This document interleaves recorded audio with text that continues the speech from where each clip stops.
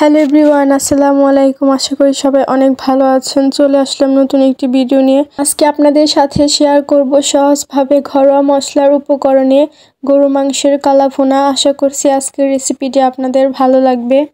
তো চলুন দেখে নিই কীভাবে গরু মাংসের কালাভুনা রান্না করছি।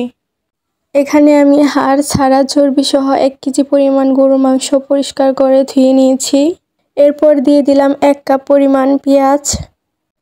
এবার দিয়ে দিলাম মাংসের পরিমাপ অনুযায়ী আদা রসুনের পেস্ট। এবার একে একে সবগুলো মশলা দিয়ে দিব। প্রথমে দিয়ে দিলাম 2 চামচ হলুদের গুঁড়া। এবার দিয়ে দিলাম 2 চামচ লাল মরিচের গুঁড়া, 2 চামচ ধনিয়া গুঁড়া। এবার দিয়ে দিলাম 3 চামচ গরম মশলা গুঁড়া। এখানে সব ধরনের মশলা একসঙ্গে গুঁড়া করে নেওয়া হয়েছে। দিয়ে দিলাম স্বাদ মতো লবণ।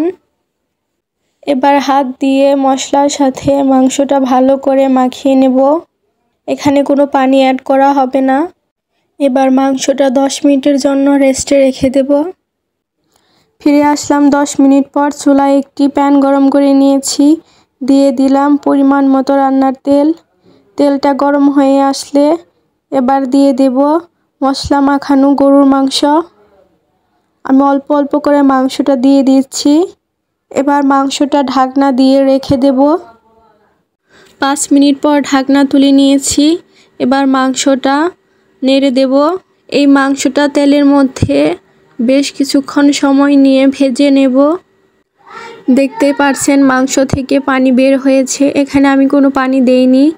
আমি মাংসটা একটু পর পর নেড়ে নেব। চুলার আঁচ মিডিয়াম রেখে আমি মাংসটা রান্না করছি। এতে করে মাংসটাও সিদ্ধ হয়ে যাবে। যেহেতু এখানে কোনো পানি অ্যাড করিনি, তাই চুলার আঁচ মিডিয়াম রেখেই মাংসটা রান্না করতে হবে। এতে করে পারফেক্টভাবে মাংসটা সিদ্ধ হবে। দেখতে পাচ্ছেন মাংসের কালারটা চেঞ্জ হয়ে যাচ্ছে। আমি একটু পর পর নেড়ে নিচ্ছি, নয়তো নিচে লেগে যাওয়ার সম্ভাবনা থাকে। গরুর মাংসের কালাভুনাটা রান্না প্রায় হয়ে এসেছে। এবার আমি চুলাটা বন্ধ করে দেব। আপনারা দেখেই বুঝতে পারছেন গরুর মাংসের কালাভুনাটা কতটা পারফেক্ট হয়েছে। আশা করছি আজকের রেসিপিটা আপনাদের ভালো লাগবে। আর ভালো লাগলে অবশ্যই লাইক এবং সাবস্ক্রাইব করে আমার পাশে থাকবেন। সবাই ভালো থাকবেন। আল্লাহ হাফেজ।